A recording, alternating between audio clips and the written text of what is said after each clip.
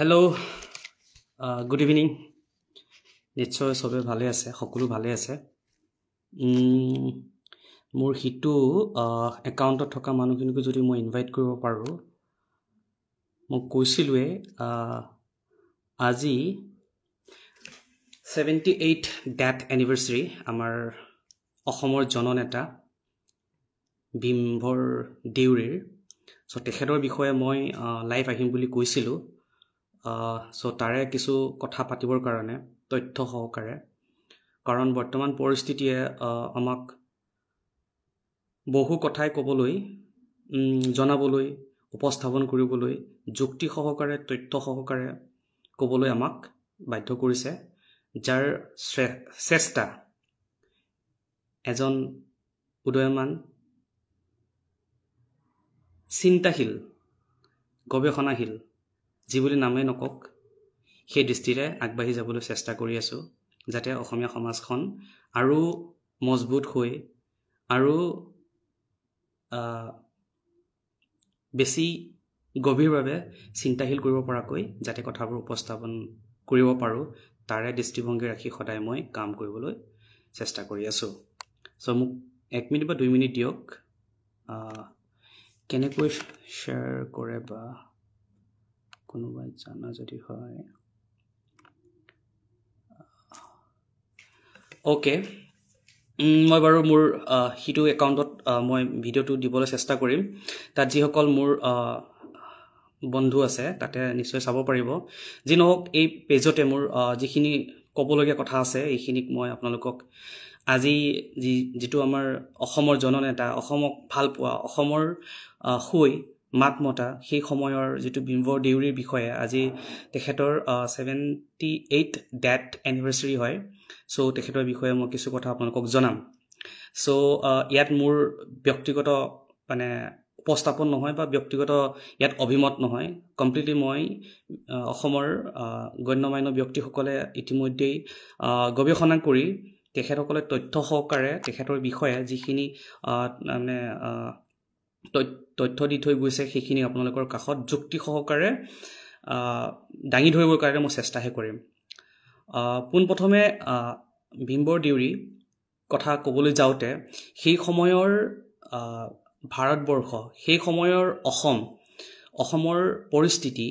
কেনেকুৱা আছিল সেই দিশটো আমি চাব লাগিব আমি বৰ্তমান প্ৰজন্মই কি কৰি আছো ম্যাক্সিমাম সময়ত বৰ্তমানৰ প্ৰেক্ষাপটত কথাবোৰ কওঁ বা চিন্তা কৰোঁ বাট আজিৰ পৰা যদি 100 বছৰ মানে স্বাধীনতাৰ আগৰ ভাৰতবৰ্ষখন চাবলৈ হ'লে সেই সময়ৰ সোশিও ইকনমিক মানে অৰ্থ সামাজিক দিশটো কেনেকুৱা আছিল আমাৰ সমাজ ব্যৱস্থাটো কেনেকুৱা পৰিচালিত হৈ আছিল সেই বস্তুবোৰ আমি জানিব লাগিব সেই বস্তুখিনি উপলব্ধি কৰাৰ ক্ষমতা ৰাখিব লাগিব বা সেইখিনি পৰ্যায়লৈ আমি দৃষ্টিভংগীটো ৰাখিবগে লাগিব যে সেই সময়ত আমাৰ সমাজ ব্যৱস্থাখন কেনেকুৱা আছিল সো তেতিয়া আমি নিৰপেক্ষভাৱে যিখিনি ঘটনা প্ৰবাহ বৰ্তমান চলি আছে সেইটো অধ্যয়ন কৰিব বা বুজিবলৈ চেষ্টা কৰিব পাৰিম গতিকে বৰ্তমান সময়ত বিভিন্ন মানুহে বিভিন্ন ধৰণৰ যেটি উপস্থাপন কৰে বৰ্তমান প্ৰেক্ষাপটত কথাখিনি ক'লে নহব সেই স্বাধীনতাৰ আগৰ অসম ভাৰতবৰ্ষ সেই কথাবোৰ আমি আমাৰ আলোচনাবোৰত উল্লেখ কৰিবই লাগিব তেতিয়াহে ডিসকাশনবোৰৰ বা আলোচনাবোৰৰ যথাৰ্থ আমাৰ আগন্তুক মানুহবোৰৰ কাৰণে বা আগন্তুক প্ৰজন্মৰ কাৰণে আমি দাঙি ধৰিব পাৰিম সো একপক্ষীয় হোৱাটো আমাৰ জাতিৰ কাৰণে খুব এটা ভাল বিষয়বস্তু নহয় সো সেইখিনি মই প্ৰথমতে উল্লেখ কৰি লৈছো যাতে ভুল নুবুজিব যে মই জনজাতি মানুহ হিচাপেহে তেখেতক এনে ধৰণৰ তথ্যৰে উপস্থাপন কৰিব বিচাৰিছো অসমৰ মূল খুঁটি যিখিনি মানুহ আছিল সেই সময়ৰ বুদ্ধিজীৱী বুলি আমি যাক ক'ব পাৰো বা ভৱিষ্যত দ্ৰষ্টা বুলি যাক আমি ক'ব পাৰো তেখেতলোকৰ উদ্ধৃতিৰে মই কিছুমান কথা আপোনালোকক ক'বলৈ চেষ্টা কৰিম বা বিধানসভাৰ সেই সময়ৰ যিবোৰ বাজেট মানে বিতৰ্ক আছিল বা এছেম্বলি যিটো বিতৰ্ক আছিল সেইখিনিও ইন্টাৰনেটে এভেইলেবল আপোনালোকে চাব পাৰে তাৰো সেই মানে সেই উৎসৱৰ পৰা আমি চাব পাৰো যে আমাৰ জনজাতীয় মানুহে হওক বা অন্যান্য মানুহবোৰে হওক মূল খুঁটিৰ মানুহবোৰে হওক অসমক লৈ কেনেকুৱা ধৰণৰ চিন্তা আছিল আৰু আমি কেনেকৈ আগুৱাই যাম তেখেতসকলৰ দৃষ্টিভংগীটো আমি সেইবোৰৰ পৰা পুনৰ আমি উদ্ধাৰ কৰিব পাৰোগে সো পোনপ্ৰথমেই যেহেতুকে ব্ৰিটিছৰ শাসন কালত মানে 1826 চনৰ ইয়াণ্ডাবু সন্ধিৰ পিছত ব্ৰিটিছৰ শাসনলৈ যোৱাৰ পিছত আমাৰ প্ৰশাসনিক দিশতে হওক সমাজ ব্যৱস্থাতে হওক যথেষ্টখিনি পৰিৱৰ্তন আহিবলৈ আৰম্ভ হৈছিলে কিন্তু জনজাতীয় সমাজখন তেতিয়াও মানে শিক্ষাৰ পোহৰটো যথেষ্টখিনি নাছিলে খুব দুই এজনৰ বাহিৰে সেই সময়ত আমাৰ অসমৰ যেটো জনগাঁথনি বা জন ব্যৱস্থা বা জন প্ৰশাসনিক ব্যৱস্থাটো অত্যন্ত বেলেগ ধৰণৰ আছিল সো সেইহে সেই সময়ত আমি লেখত লবলগীয়াকৈ আমাৰ উচ্চ শিক্ষাৰ ক্ষেত্ৰতে হওক শিক্ষাৰ ক্ষেত্ৰতে হওক বা অসমীয়াৰ জাতীয়তাবাদীত্বৰ কথাই হওক খুব কম সংখ্যক জনসংখ্যা মানে জনজাতীয় মানুহে অংশগ্ৰহণ কৰিবলৈ সক্ষম হৈছিল সো সেইহে আমি সামগ্ৰিকভাৱে বস্তুখিনি চাবলৈ আৰম্ভ কৰিব লাগিব সো 1903 চনত মে মাহৰ শিৱসাগৰ জিলাৰ পানীদিঘি মৌজাৰ বৰগয়া গাঁৱত আমাৰ ভীমবৰ দেউৰী দেৱৰ জন্ম হৈছিল সো তেখেতে যোনখন গাঁৱত জন্ম হৈছিল এই গাঁওখন বৰগয়া গাঁওখন ব্ৰহ্মপুত্ৰ নদীত বিলীন হৈ গৈছিল যাৰ কাৰণে আপোনাৰ ৰাজাবাৰী গাঁৱলৈ স্থায়ীভাৱে থাকিবলৈ তেখেতসকলে মাইগ্ৰেট কৰিছিল এতিয়া সেই সময়ত শিৱসাগৰ জিলাৰ যেটো পানীদিঘি মৌজা বুলি আছিল সেইখিনি এৰিয়াত মানে ঠিক আছে সো ভীমবৰ দেউৰী সেই সময়ত ইমানেই মানে সৰু অৱস্থাৰ পৰাই ইমান পঢ়াত বা মানে চুকা আমি যে বৰ্তমান লেংগুৱেজ আমি চুকা বুলি ক'ব পাৰো যথেষ্ট চুকা আছিল সো সেইকাৰণে 1913 চনতেই তেখেতে সেই সময়ৰ মানে যেটো পানীদিঘি মহকুমাৰত বিদ্যালয়ৰ শেষ পৰীক্ষাত প্ৰথম হৈ উত্তীৰ্ণ হৈছিল গোটেই মহকুমাৰটোৰ ঠিক আছে সো সেই সময়তে ফাৰ্স্ট ক্লাছ হৈ পাস আউট হোৱাটো মানে তাকো জনজাতি মানে সম্প্ৰদায়ৰ পৰা যথেষ্ট গৌৰৱৰ বিষয় আছিল 1918 চনত তেখেতে ডিস্টিংশন হ যেটো এমভি পৰীক্ষা হৈছিল লগতে বৃত্তি পাইছিল মোটামুটি 4 টকা তো সেই সময়ত আপোনালোকে ইমাজিন কৰিব নোৱাৰে 1918 চনত 4 টকাটো কিমান মানে এতিয়াৰ বৰ্তমান 40,000 মান হ'ব সো ভ্যালুটো ইমান আছিল তেই বৃত্তি পাবলৈ সক্ষম হৈছিল আৰু পাঁচটা বিষয়বস্তুত লেটাৰ লৈ 1925 চনত তেখেতে কটন কলেজত পঢ়িবলৈ আৰম্ভ কৰিছিল মানে কটন কলেজত পঢ়িবলৈ আহিছিল মানে 1925 চনত আৰু যেতিয়াই কটনত আহিলে তেতিয়াই অসমৰ যেটো জনজাতীয় মানুহৰ প্ৰতি যেটো দৃষ্টিভংগী আছিল বা অসমৰ কালেক্টিভ যেটো সমস্যাটো তেখেতে মানে উদ্ঘাটন কৰিবলৈ সক্ষম হৈছিল যে আমাৰ জনজাতীয় মানুহক লৈ তেখেতসকলৰ অসমৰ যেটো মেইন ষ্ট্ৰীম মানুহ মূলহুটিৰ মানুহবোৰ কি ধৰণে ভাবিছিল আমাক কি ধৰে আনটাচেবল যেটো কনসেপ্ট বুলি কনসিডাৰ কৰিছিল সো আমি এতিয়া ফিল কৰিব নোৱাৰো আফটাৰ স্বাধীনতাৰ পিছত কনস্টিটিউশনে আমাক বহুতখিনি ৰাইটস দিয়াৰ পিছত কিন্তু সেই সময়ত যেটো ব্ৰিটিছৰ আন্ডাৰত আছিল তেতিয়া আমি বৰ্তমান সময়ত থাকি কিনি এটো উপলব্ধি কৰিব নোৱাৰে যে জনজাতীয় মানুহৰ প্ৰতি যেটো বৰ্ণ হিন্দু বুলি মই কৈছো কথাটো ইয়াতে বৰ্ণ হিন্দু বুলি বুকখনত উল্লেখ আছে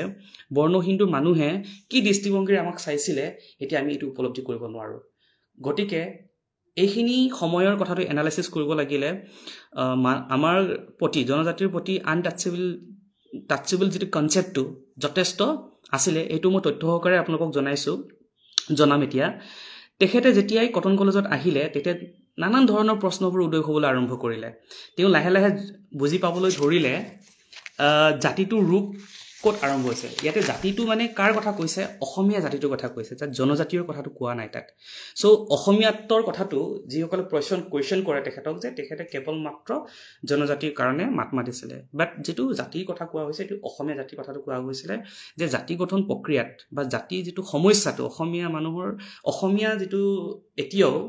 যেটো জাতি গঠন প্ৰক্ৰিয়াটোৰ সমস্যাটো ক'ত সেইটো আমি ৰুটটো নিবিচাৰো কেতিয়াও সো তেতিয়াই কটনত আহিয়ে তেখেতে বুজি পাইছিল যে অসমৰ জাতি গঠন প্ৰক্ৰিয়াৰ সমস্যাটো ক'ত আছে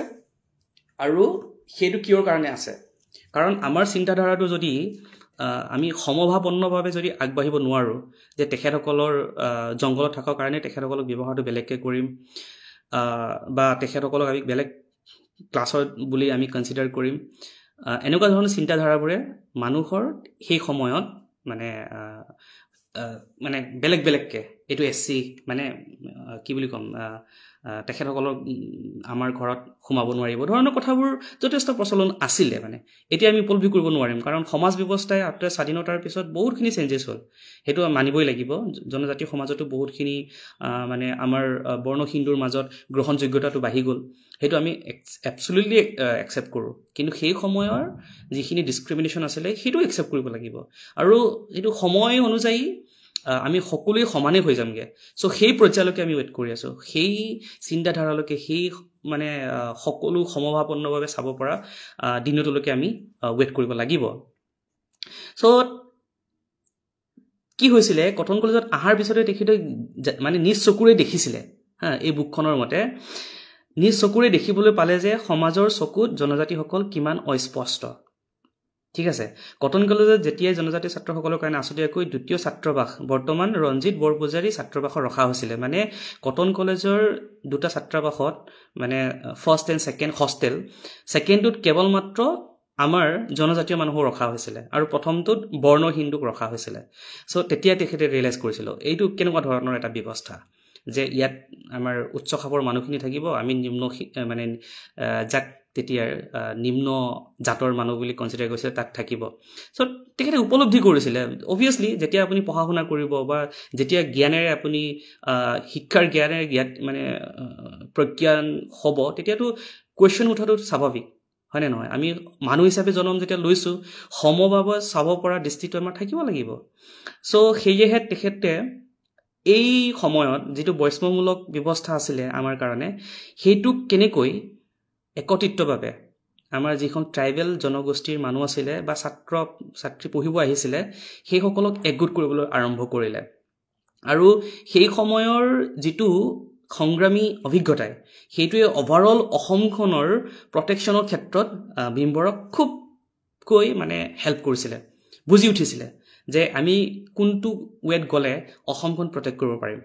আৰু লগতে জনজাতি হিচাপে আমাৰ জনজাতীয় মানুহখিনি নিজক আগুৱাই লৈ যাব পাৰিম সেই কথাটো তেখেতে চিন্তা কৰিছিলে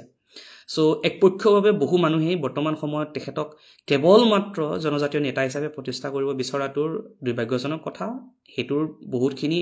ইয়াতে বৰ্ণ হিন্দুৰ কথা আছে মানে তেতিয়া আকৌ কাষ্ট কিবা ধৰ্মৰ কথাটো আহি পৰে তেতিয়া আমাৰ যিহেতুকে ট্ৰাইবেল মানুহবোৰ আমি না হিন্দু আছিলোঁ না আমি খ্ৰীষ্টান আছিলোঁ একো নহয় আমাৰ সবৰে নিজস্ব পদ্ধতি আছিলে ভগৱানক বিশ্বাস কৰাৰ যেনেকৈ আমাৰ মিচিঙত আমি দৈ পলক বিশ্বাস কৰোঁ বা অন্যান্য আমাৰ যিসকল ট্ৰাইবেল সেই জনগোষ্ঠী আছিলে তেখেতসকলৰ নিজৰ নিজা উপাসনা পদ্ধতি আছিলে সো সেয়েহে তেতিয়াই বৰ্ণ হিন্দুখিনিয়ে আমাক বেলেগ ধৰণে চাইছিলে সো সেই কথাবোৰে সমাজখন যে থান বান কৰিব বুলি বুজি পাইছিলে আৰু যেতিয়া কটন কলেজত পঢ়ি আছিলে সেই সময়ত আটাইতকৈ ডাঙৰ ঘটনাটো হৈছিলে 1925 পৰা 1929 চনলৈকে তেখেতে কটন কলেজত পঢ়ি আছিলে সো যেতিয়া আপোনালোকে যদি অসম মানে ইণ্ডিয়ান হিষ্ট্ৰীটো চাই 1928ত চাইমন কমিশ্যন যেতিয়া আহিছিলে হয়নে 28ত মানে অসমলৈ আহিছিলে তেতিয়া শ্বিলঙলৈ তেখেতে চাইমন কমিশ্যনলৈ গৈ আমাৰ জনজাতীয় মানুহৰ কাৰণে প্লাছ অনগ্ৰহৰ যদি আমি কনচিডাৰ কৰোঁ সেই সময় শিডিউল কাষ্ট ট্ৰাইবৰ কাৰণে মিলি চাইমন কমিশ্যনত আমাৰ মহিচন্দ্ৰ তেতিয়া মিচিং সমাজৰ পৰা মহিচন্দ্ৰই ৰিপ্ৰেজেণ্টেটিভ কৰিছিলে কাৰ্গো দলহতে আছিলে আৰু আমাৰ যিটো শিডিউল কাষ্টৰ যদি আমি সোণাধৰ হেনা পণ্ডিত আই থিংক হেনা পণ্ডিত ইয়াত সোণাধৰ হেনা পণ্ডিত নামটো মোৰ ভুল হ'ব পাৰে তেখেতসকলে কালেক্টিভলি গৈ যে কেনেকুৱা ধৰণৰ আমি বঞ্চিত হৈ আছোঁ কেনেকুৱা ধৰণৰ অধিকাৰ আমাক দিয়াৰ প্ৰয়োজন ধৰণৰ কথাবোৰ চাইমন কমিশ্যনত উত্থাপন কৰিছিলে সো চাইমন কমিশ্যনত কি উত্থাপন কৰিছিল আপোনালোকক মই জনাব বিচাৰিছোঁ তেখেতসকলে কৈছিলে যে জনজাতি আৰু অনগ্ৰ সম্প্ৰদায়ৰ তৰফৰ পৰা স্মাৰক পত্ৰ প্ৰদান কৰা হৈছিলে য'ত জনজাতিসকলৰ শৈক্ষিক আৰ্থিক সকলো দিশতেই অসমত কিদৰে অৱহেলিত আৰু বঞ্চিত হৈ আছে এই ধাৰণাটো চাইমন কমিশ্যনক আমাৰ ভীমবৰ দেউৰীৰ নেতৃত্বত মহিচন্দ্ৰহঁতৰ নেতৃত্বত সেই সময়ত এটা স্মাৰক পত্ৰ দাখিল কৰিছিলে সো তেনেকৈ আমাৰ সামগ্ৰিক সংগ্ৰামটো তেখেতে চলাই নিবলৈ আৰম্ভ কৰিছিলে আৰু 1927ত তেখেতে AI পৰীক্ষাত মানে কটনৰ পৰা IA পৰীক্ষাত প্ৰথম বিভাগতেই তেতিয়া আপুনি যদি কটন কলেজখন যদি চাই আমাৰ সমগ্ৰ কলকাতাৰ আণ্ডাৰত পৰে তেতিয়া ৱেষ্ট বেংগলৰ পৰা আৰম্ভ কৰি যেটো কোচবিহাৰ মানে কোচবিহাৰ বোলে আপোনাৰ বিহাৰ উৰিষ্যা গোটেইখিনি পৰে তেতিয়া ফাৰ্ষ্ট ক্লাছ পোৱা মানে আপুনি ভাবিব নোৱাৰে মানে কিমান আপুনি টেলেন্টেড হ'ব লাগিব এই সমগ্ৰ অঞ্চলটোৰ মানুহখিনিক ডিফিট কৰি ফাৰ্ষ্ট ক্লাছ পোৱাটো আমি আমাৰ মিছিঙৰ পৰা যদি চাই মহেশচন্দ্ৰ মিৰিয়ে সমগ্ৰ এই এৰিয়াৰ খিনিৰ মানুহখিনিৰ ভিতৰত 17 নম্বৰ স্থান পাইছিলে ভাবক সেইটো সময়ত যেতিয়া কটন কলেজত পঢ়ি আছিল তাকো ফিজিক্সত কেন ইউ ইমাজিন সো ইমানখিনি তেখেতসকলে জাতিক নেতৃত্ব দিবৰ কাৰণে কষ্ট কৰি ওলাই আহিছিল সো হেবোৰ বাৰু বেলেগে নকয় দেই এই তথ্যবোৰ কাৰণ তেখেতসকল জনজাতীয় মানুহ নহয় ন সো আমিয়ে ক'ব লাগিব সেই তথ্যখিনি সো তাৰে এজন নো আমাৰ ভীমবৰ দেউৰী আছিল মানে বহুত টেলেন্টেড ভেৰি টেলেন্টেড মানে ইমানে মানে তেতিয়া মেইন ষ্ট্ৰীমৰ মানুহখিনি তেখেতক মানে জনজাতি মানুহবোৰ কেনেকৈ বহুত বেছি টেলেন্টেড হ'ব পাৰিলে ধৰণৰ কথাবোৰো কোৱেশ্চন মানে বেলেগ দৃষ্টিভংগীৰে চাবলৈ আৰম্ভ কৰিছিল সো 29ত সেই কৰি কটনৰ পৰা তেখেতে ওলাই গৈ কলকাতালৈ পঢ়িবলৈ যায় ভীমবৰ দেউৰীৰ কথা কৈছো এতিয়া তাতে মানে আপোনাৰ ল কলেজত আইনটো পঢ়ে at the same time presidency কলেজত যেটো MA নামভৰ্তি কৰে অৱশ্যে 1931ত তেখেতে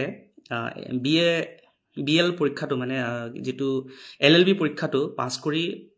মাষ্টাৰ ডিগ্ৰীটো নকৰিলে গুচি আহিলেগে অসমলৈ গুচি আহি তেখেতে আমাৰ যেটো Assam civil service exam crack কৰিলে কিন্তু দুৰ্ভাগ্যৰ কথা কি জানেনে সেই সময়লৈকে দেউৰী সমাজে অসমৰ চাকৰি কৰিব পৰা জনগোষ্ঠী হিচাপে স্বীকৃত নাছিল কেনেকুৱা ইন্টাৰেষ্টিং ন মানে যেন আমি মানুহ নহয় তেখেতসকল চাকৰিৰ যোগ্যও নহয় মানে কেনেকুৱা ধৰণৰ বিৰম্বনা মইতো বহুত কষ্ট পাওঁ মানে এতিয়াতো আমি বহুত ইমান ধুনীয়া ফেচিলিটি স্বৰ্গত বাস কৰি থকা যেন লাগে কিন্তু সেই সময়ত ভাবকচোন মানুহ এজনে Assam civil service exam crack কৰিলে এক্সট্ৰা এছিষ্টেণ্ট কমিশনাৰৰ কাৰণে যোগ্য হ'ল কিন্তু দেউৰী সমাজৰ পৰা চাকৰি কৰিব পৰাকৈ যেটো স্বীকৃত লিষ্ট আছিল দেউৰী সমাজখন তাতে অন্তৰ্ভুক্তি নাছিল যাৰ কাৰণে চাকৰি জয়েন কৰিব নোৱাৰিলে ভাবক ভীমবৰ দেউৰীয়ে আৰু তেখেতে লাষ্টত ভাবিলে যে চাকৰিটো তেখেতৰ দ্বাৰা নহব উখিল আৰম্ভ কৰিলে ডিব্ৰুগড়ত আৰু তেনেকৈ ৰাজনীতিত ডাইৰেক্ট মানে ইনভলভ হৈ গ'ল হেতু হ'ল 1932ৰ কথা সো তেখেতে গম পালে যে চাকৰিৰ দ্বাৰা আমাৰ জনগোষ্ঠীৰ যেটো ৰিয়েল প্ৰবলেম হেতু হেক কৰিব নোৱাৰিব আৰু এটা বস্তু বুজি পালে যে হিল ট্ৰাইবছ কিন্তু এটা একগুড দেই হিল ট্ৰাইবছটো যথেষ্ট একগুড কিন্তু প্লেইন ট্ৰাইবছ একগুড নাছিলে হিচৰিত হৈ আছিলে মিচিং হিচাপে আছিলে ৰাভা হিচাপে আছিলে বড়ো হিচাপে আছিলে সোণোৱাল কছাৰী বেলেগকে তিৱা বেলেগকে তেখেতে যেতিয়া ৰিয়েলাইজ কৰিলে যে গোটেইখিনি জনজাতীয় মানুহৰ কালেক্টিভ যদি লিডাৰশ্বিপ যদি লৈ আমি আগবাঢ়ি নাযাওঁ তেতিয়াহ'লে আমাৰ যেটো উন্নতিৰ জখলা বা জনজাতীয় মানুহৰ যেটো উন্নতি হেতু আমি পাব নোৱাৰিম কাৰণ মানুহবোৰ বহুত কম নহয় তেতিয়া জনসংখ্যাটো বহুত কমটো সো হেয়াহে তেখেতে কি কৰিলে 1933 মানে 1933ত Assam backward plain tribal league সংগঠনটো জন্ম দিলে যাক আমি ট্ৰাইবেল এতিয়া সংঘ যাৰ প্ৰতি বৰ্তমান অল আসাম কোচ ৰাজবংশীৰ বলুৰাম দেৱে যথেষ্ট বেয়াকৈ মানে ইমানে দুখ লাগে তেখেতে কোনটো হিষ্ট্ৰী বুক ফলো কৰিছে নাজানো মানে কি হয় জানেনে হিষ্ট্ৰীটো এটা নেৰেটিভ সদায় হেতু মাইন্ড কৰিব নেৰেটিভটো যোনে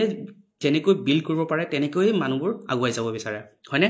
সো তেখেতৰ মই এটা বস্তু জানিব বিচাৰো ৰেফাৰেন্সটো দিয়ক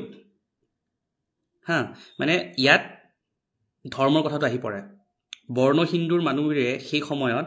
তেখেতক জনজাতি নেতা হিচাপেহে প্ৰক্ষেপ কৰে বিকজ তেখেতে হিন্দু হিচাপে যিটো চেঞ্চাছ হৈছিলে মই কৈ আছোঁ অলপ পিছত চেঞ্চাছ হৈছিলে তাত নিজক হিন্দু হিচাপে স্বীকৃতি দিব নিবিচাৰিছিলে মই জনজাতীয় ট্ৰাইবেল হিচাপেহে চেঞ্চাছত অন্তৰ্ভুক্তিৰ কাৰণে দাবী কৰিছিলে যাৰ কাৰণে নেকি তেখেতক এছামে যে এইটো জনজাতিৰ মানুহৰ কাৰণেহে কাম কৰিছিলে চ' তেখেতক হিষ্ট্ৰীৰ পৰা আইচলেট কৰি দিয়া তেখেতৰ কণ্ট্ৰিবিউশ্যনক কমপ্লিটলি হেৰি কৰি দিয়া চ' এতিয়া কোনটো লেঞ্চেৰে আপুনি চাইছে বলৰামদেৱৰ কথা কৈছোঁ আপুনি এই বৰ্ণ হিন্দুবাদী লেঞ্চৰ পৰা চাইছে অসমীয়া অভাৰঅল যিটো জাতীয় সত্তাৰ সেইটোৰ পৰা চাইছে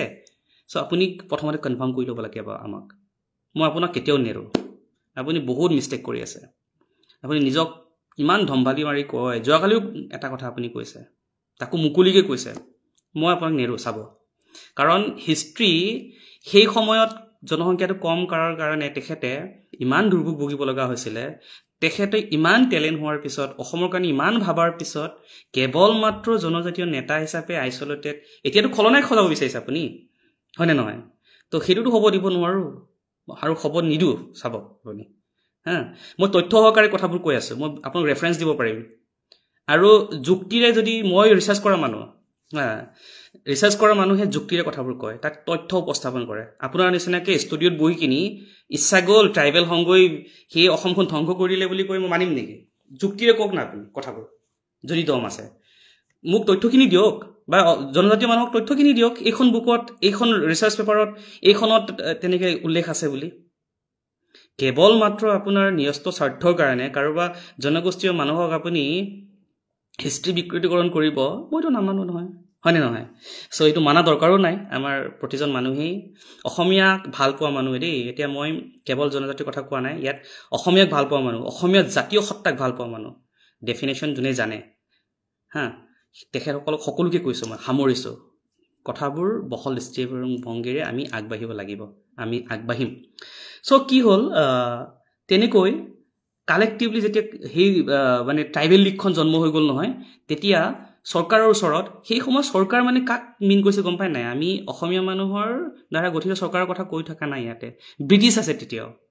1933ত ব্ৰিটিছ এতিয়াও ৰুল কৰি আছে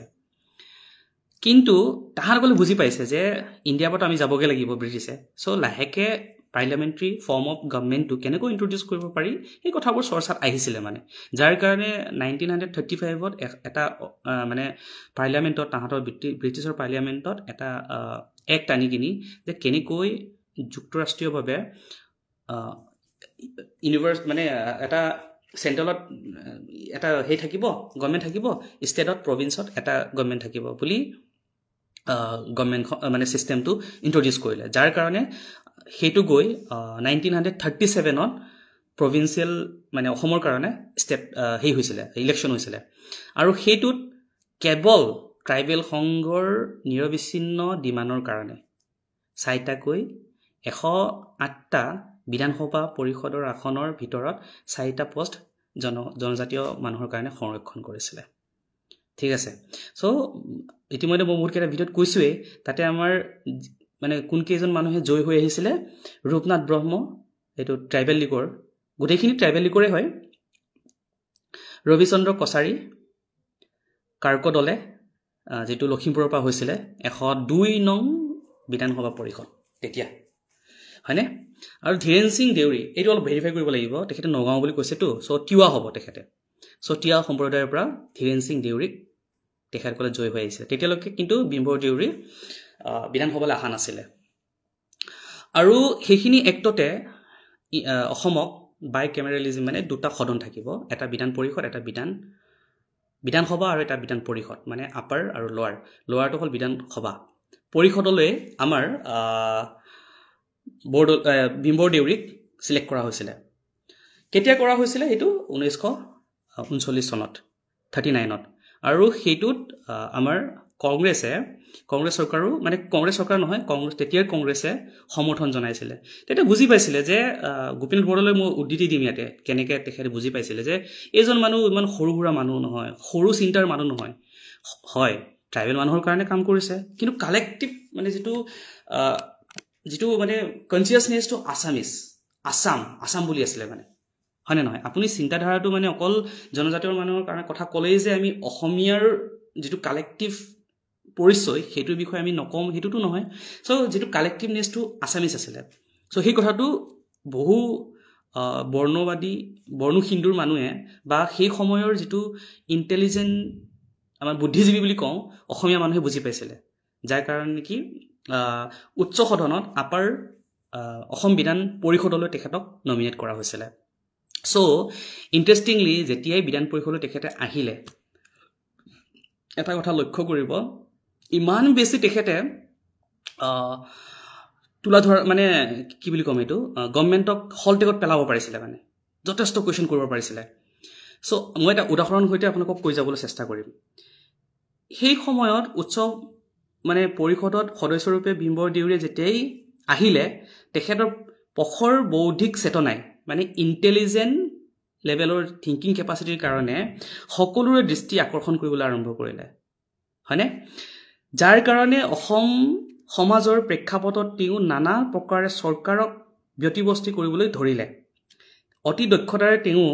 বিধানসভাৰ মজিয়াত জনজাতিসকলৰ অনুগ্ৰহতাৰ কথা তুলি ধৰিলে একদম দেই সেকেন্ড পইণ্টটো ভেৰি ইন্টাৰেষ্টিং এটো হল সামগ্ৰী অসমীয়া কথা কব এতিয়া চাব প্ৰবজন সম্পৰ্কে মানে যেটো এতিয়াৰ বাংলাদেশ এই সাইডটো ময়মনসিং যেটো এৰিয়া আছে হা তেতিয়া পূব বেংগল বুলি কয় মানে ইষ্ট বেংগল এটা পাৰ্ট আছিল অসমৰ লগতে মানে প্ৰভিন্সিয়েল কামবোৰ ভালকে কৰিব পৰাকে বুলি এটা পাৰ্ট হৈ আছিল ময়মনসিংটো হা তেতিয়া মানে এই কথাবোৰ ডিসকাস কৰিব লাগিলে আনডিভাইডেড অসম মানে ইণ্ডিয়াৰ কথা আকৌ ডিসকাস কৰিব লাগিব ইয়াত বহুত বস্তু ইন্টাৰলিংক হৈ আছে আপুনি এতিয়াৰ বাংলাদেশৰ কথাখিনি মানে এইটো বৰ্তমান এংগলত যদি এনালাইসিস কৰিলে আপুনি লিংক কৰিব নোৱাৰিব সেই আনডিভাইডেড ইণ্ডিয়াটো আপুনি এনালাইসিস কৰিবকে লাগিব সো সেই সময়ত পূব বংগৰ পৰা মানে ময়মনসিং এৰিয়াৰ পৰা কি হৈছিলে আপোনাক জাস্ট হিষ্ট্ৰীটো কৈছো দেই আমাৰ যেটো জমিনদাৰী মানুহবোৰ তাতে থাকে ন মানে এই ইষ্ট বেংগলত যেটোক আমি কব পাৰো যে এই ঠাকুৰবোৰ যে এই লেবাৰ ক্লাস যেটো মুসলিম মানুহ তাহাকো ইমানে সাপ্ৰেস কৰে মানে ঠিক আছে সো জেনাৰেলি যোনটো এৰিয়া সাপ্ৰেস হয় হেতুটো আমি মুভিটো দেখিছো সাপ্ৰেস হোৱা এৰিয়াৰ পৰা সাপ্ৰেস নোহোৱা আমাৰ অসমৰ সিস্টেমটো অলপ বেলেগ ইয়াত তেনেকুৱা ধৰণৰ জমিনদাৰ সিস্টেমটো নাছিলে যাৰ কাৰণে এটা মাইগ্ৰেট হ'বলৈ আৰম্ভ কৰিলে আৰু পিছৰ পৰ্যায়টো এটো ইন্টেনশনাল মুসলিম লীগেটো এটো বাৰু তেখেতসকলে কৰিছে হেতু এটা বেলেগ পাৰ্ট মুসলিম লীগৰ ইয়াত বহুত ৰুল আছে মানে পমুৱা মানুহ অসমলৈ আনাৰ ক্ষেত্ৰত এই যে মাইগ্ৰেশনটো যে হৈছিলে তেতিয়াই সাদুল্লা মন্ত্ৰীসভাক প্ৰত্যক্ষভাৱে বৰদলৈ বিম্বৰ দেউৰীয়ে সাদুল্লাক জগৰীয়া কৰিছিলে যেটো কথা আমাৰ বৰ্মন দেৱে কৈ আছে যে ট্ৰাইবেল লীগে বিম্বৰ দেউৰীয়ে কোনো ধৰণৰ পদক্ষেপ লোৱা নাছিলে মই আপোনাক তথ্য সহকাৰে এই বস্তুটো দিব পাৰিম বৰ্মন দেৱ আপুনি যদি শুনে নহয় ভিডিওবোৰ যদি চাই নহয় আপুনি সেইখিনি মই একানে কৰি আছো আপুনি যেনেকৈ আমাক কালপিত বনাব বিচাৰি আছে নহয় বনাব নোৱাৰে আপুনি তথ্য দিয়ক তেতিয়া মই মানিম ঠিক আছে তো তেতিয়া কি কৈছে গম পাইনে তেও দেখিছিলে মানে বিম্বৰ দেউৰীৰ কথা কৈ আছে সুবুৰীয়া পূৰ্ব বংগৰ পৰা যিদৰে অবাত গতিত অসমলৈ ইয়াত কি অসমলৈ বুলি কৈছে হা গতিত অসমলৈ প্ৰবজন হ'বলৈ ধৰিছে হিয়ে ভৱিষ্যতে অসমলৈ সংকট কঢ়িয়াই আনিব এই যে অসমলৈ যেতিয়া উপস্থাপন কৰিছিলে বাজেট টাইমত ডিবেটৰ টাইমত এই তেতিয়া তেখেতে কৈছিলে নেকি যে জনজাতীয় মানুহৰ কাৰণেহে বিপদ আহিব বুলি অসমীয়া শব্দটো বুজি পায় আপুনি নিশ্চয় ইয়াত তেখেতে কি কৈছে যেটো মাইগ্ৰেশন হৈ আছে পমুৱাৰ পৰা সাদুল্লা মন্ত্ৰী সেই টাইমত তেখেতে কৈছে অসমলৈ সংকট আহিব জনজাতীয় মানুহৰলৈ সংকট আহিব বুলি কোৱা নাই এই নেৰ যে কৰে যে কথাবোৰ এই শব্দবোৰতেই তো আপোনাৰ ৰিফ্লেক্ট কৰে ন ইয়াত তেখেতে হিকানে কৈছে যে হিয়ে ভৱিষ্যতে অসমলৈ সংকট আহিব সো অসম বুলি ক'লে জাতি জনগোষ্ঠী সকলো মানুহৰ কথা তেখেতে কৈছিলে কেৱল মাত্ৰ জনজাতীয় মানুহে সংকটত ৰাখিব বুলি কোৱা নাছিলে হেতু হল এটা ওয়ান ইন্টাৰপ্ৰিটেশন আপুনি কি ধৰণে ইন্টাৰপ্ৰেট কৰে তো আপোনাৰ লুক আউট মোৰ নহয় বাট মই যিখিনি বুজি পাওঁ অসমীয়া মানুহ হিচাপে বা অসমীয়া যেটো শব্দ বুজি পাওঁ মই হেতু আপোনাক ক'বলৈ চেষ্টা কৰিছো আৰু লগতে বিম্বৰ দেউৰীৰ কন্ট্ৰিবিউশনটো কৈ আছো হয়নে আৰু এটা কথা ইয়াতে 1940 চনত যেতিয়া বাজেট বিতৰ্ক হৈছিলে তাতে কি কৈছিলে আপোনাক এবাৰ শুনাইছো ঠিক আছে সাদুল্লাহক ডাইৰেক্ট কৈছিলে আপুনি মানে সাদুল্লাহৰ কথা কৈ আছে সাদুল্লাই ভূমিহীন প্ৰব্ৰজনকাৰীৰ মাটিৰ ব্যৱস্থা কৰিছে হয়নে তেখেতে কৈছে এই ভূমিহীন মানুহবোৰ যে আহিয়ে আছে তাৰ কি একো সীমা নাই নেকি এটা সীমাবদ্ধ থাকিব নালাগে নেকি আৰু এই মানুহখিনি সুদ যে বন্ধ কৰিব লাগে বুলি আপোনাৰ কৰ্তব্য আছে বুলি আপুনি নাভাবে নেকি ধৰণৰ কোৱেশ্চনবোৰ তাক ডাইৰেক্টকে উঠাইছিলে বা ডিবেটটোত এইবোৰ কি আছিলে তেতিয়াহলে নতুন কি আছিলে হা তাৰপিছত তেখেতে কি কৈছিলে এই দুখীয়া ভূমিহীন মানুহৰ আশ্ৰয় তেখেতে ডাইৰেক্ট কৈছে যে যিসকল মানুহে তাৰ পৰা আহিছে হা মানে পমুৱা মানুহবোৰ তেখেতসকল যে অসমত যে পাৰ্মানেণ্টলি থাকিব নোৱাৰে বা অসমখন যে আশ্ৰয়স্থলী হ'ব নোৱাৰে সেই কথা আপুনি বুজি পায় নে নাপায় ডাইৰেক্টলি কোৱেশ্চন কৰিছে তেখেতে কি কৰিব লাগিছিলে আৰু সেইটো মন্ত্ৰীসভাত ট্ৰাইবেল লীগৰ ষ্ট্ৰেটেজিকেলি এই কথাটো মই অলপ পিছত আহি আছো ট্ৰাইবেল লীগৰ মানে অপেন ডিক্লাৰেশ্যন পলিচিটো কি আছিলে সেইবোৰতো আপোনালোকে নাজানে আপোনাৰ মানে কি কম মই ভাল লগা নাই আজি একচুৱেলি বিম্বৰ দেউৰীৰ কথাই কোৱা আছিলে কিন্তু সেই কথাখিনি উল্লেখ কৰিব লাগিব সেইকাৰণে কৈ আছো চ' সেইকাৰণে তেখেতে ডাইৰেক্ট কৈছিলে সাদুল্লাহ চৰকাৰক যে অন্য প্ৰদেশৰ পৰা মানে তেতিয়া পূব বংগ অন্য প্ৰদেশ চ' তাৰ পৰা যিসকল লোক আহি আছে তেখেতসকলক অগ্ৰাধিকাৰ দিব নালাগে আমাৰ থলুৱা মানুহক যিখিনি মানে সংৰক্ষণ দিব লাগে ইভেন লাইন যিটো প্ৰথা আছিলে তেতিয়া সেই কথাটো উল্লেখ আছে ইয়াতে সেই কথাটো কম সেই কথাটো তেখেতে সজোৰে উত্থাপন কৰিছিল সদনত চ' সেইটো এটা প্ৰুফ যে তেখেতে কেনেকৈ অসমখন কালেক্টিভভাৱে কেনেকৈ বচাব পাৰি কেনেকৈ অসমীয়া মানুহে আগন্তুক দিনত ভয়াৱহ পৰিস্থিতিৰ সন্মুখীন হ'ব তাৰ এটা সেই দিয়ে দিছিলে এটা যে অসমীয়া মানুহে যেতিয়া যদি পদক্ষেপ নলয় মানে যেটো ভিজনাৰী লিডাৰ বুলি কয় মানে 50 বছৰ পিছত 100 বছৰ পিছত কি হ'ব সেই দৃষ্টিভংগীটো তেখেতৰ আছিলে তেতিয়াই উনুকিয়াই দিছিলে যে অসমখন যদি বাচিব লাগিলে ইভেন বহু ৰেফাৰেন্সটো পাওঁ বহুত মানুহক এপিল কৰিছিলে যে ট্ৰাইবেল আপোনালোকে গ্ৰহণ কৰক ট্ৰাইবেল হিচাপে নিজকে ডিক্লাৰেশ্যন দিয়ক তেতিয়া অসমখনৰ মই কথাটো আহিমগৈ আপোনালোকক পিছত প্ৰটেক্টেড হ'ব বুলি আপোনালোকে নামানিলে নহয় কথাটো আমি ট্ৰাইবেলৰ লগত থাকিম নেকি এই ধৰণৰ চিন্তাটো মানে এতিয়া আমি কিয় ইমাজিন কৰিব নোৱাৰো মই বাৰবাৰ কৈ আছো স্বাধীনতাৰ পিছত কনষ্টিটিউচনে দিয়াৰ পিছত বহুত বস্তু আমি পাইছো প্ৰিভিলেজটো পাইছো নোপোৱা নহয় সেইকাৰণে আমি এতিয়া অলপ উঠি আহিলো আপুনি সেই অলপ উঠি অহাটো দৃষ্টিভংগীৰে চালে নহ'ব নহয় এই ইতিহাসটো যোনটো বস্তু থাকি গ'ল স্বাধীনতাৰ আগত সেইটোতো আমি চাব লাগিব নহয় আপুনি যেনেকৈ চাই যে মইতো চাব লাগিব হয়নে চ' সেইটো এটা কথা আছিলে এটা কথা দেই তেতিয়া আমাৰ ডাঙৰ ডাঙৰ কথাবোৰ যে কৈ যে অসমীয়া সমাজখন এনেকৈ আগবাঢ়িব লাগিব এই জনজাতীয় মানুহবোৰক মানে ছোৱালীবোৰক বা যিটো ইণ্টাৰকাষ্ট মেৰিজ কিমানে প্ৰেক্টিছ কৰিছিলে সেই সময়ত মই উদাহৰণ সৈতে এটা হেৰি কৰিব পাৰোঁ বড়ো সম্প্ৰদায়ৰ পৰা ভীমবৰ দেউৰীয়ে ৰূপনাথ ব্ৰহ্মৰ ছোৱালীজনীক বিয়া কৰাইছিলে তেখেত দেউৰী তেখেত বড়ো আমাৰ মিচিঙৰ পৰা মহেশচন্দ্ৰ মিৰিয়ে তেতিয়াৰ চিডিল কাষ্ট সোণাধৰ যিটো সেনাপতি বুলি কৈছিলোঁ যে ইন্দিৰা মিৰিক বিয়া কৰাইছিলে আৰু বহুত টেলেণ্টেড আছিলে তেখেতেও তাইও মানে বাইদেউ বহুত টেলেণ্টেড চ' তেতিয়াই জনজাতীয় মানুহে যিটো নিদৰ্শন আপোনালোকে নিদৰ্শন দিব পাৰিব এতিয়াওতো চলি আছে নহয় সেইবোৰ আমাৰ মানুহে নিদৰ্শন দিয়ে প্ৰথমতে আমি সহজ সৰল মানুহ আমি প্ৰথমতে বিশ্বাস কৰোঁ কৰ্ম দি দেখুৱাব লাগিব যিটো বস্তু মহিচন্দ্ৰ মিৰি আমাৰ ৰূপনাথ ব্ৰহ্মহঁতে বা আমাৰ ভীমবৰ দেউৰীহঁতে দেখুৱাইছিলে বিয়া কৰাইছিলে হয়নে এই ইণ্টাৰকাষ্ট মেৰিজটো যিটো আমাৰ সেই সময়ত উচ্চবৰ্ণৰ কথাটো আমি ভাবিবই নোৱাৰোঁ চ' তেখেতসকলে সেই নিদৰ্শনটো দেখুৱাবলৈ সক্ষম হৈছিলে ঠিক আছে আৰু সেইটো হ'ল তেখেতৰ আমাৰ ইণ্টাৰকাষ্টৰ কথাটো চ' অসমৰ ক্ষেত্ৰত যে যিটো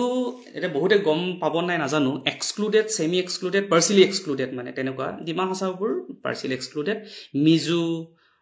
নাগা এনেকুৱা এৰিয়াবোৰ কমপ্লিটলি এক্সক্লুডেড মানে তাত যাবৰ কাৰণে আপোনাক পাৰ্মিশ্যন লাগিব ব্ৰিটিছে এইটো আৰম্ভ কৰিছিলে চ' এই পাৰ্মিশ্যনটো অসমৰ ক্ষেত্ৰতো হ'ব লাগে বুলি উত্থাপন কৰিছিলে আপোনাক ইয়াতে কৈ আছো আৰু সকলো মানুহে জানক যে যেটো সেমি এক্সক্লুডেড আৰু মানে partially excluded and exclusively excluded area যেটো নাগালেণ্ড হেবৰত মানুহে যাবৰ কাৰণে ব্ৰিটিছ চৰকাৰৰ পৰা পাৰ্মিশ্যন ল'ব লগা হৈছিল এই সেম পাৰ্মিশ্যন বা লাইন প্ৰথা যাক কোৱা যায় অসমতো হ'ব লাগে বুলি হজুৰে আমাৰ ভীমবৰ দেউৰী দেৱে ব্ৰিটিছৰ ওপৰত প্ৰেছাৰ ক্ৰিয়েট কৰিছিল কিন্তু তাতো অংক থাকে নহয় ন